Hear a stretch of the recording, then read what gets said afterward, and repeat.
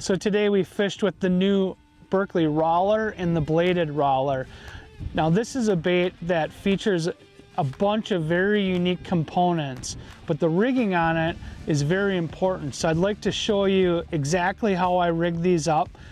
The rigging is very important because you're looking for that deadly slow turn action.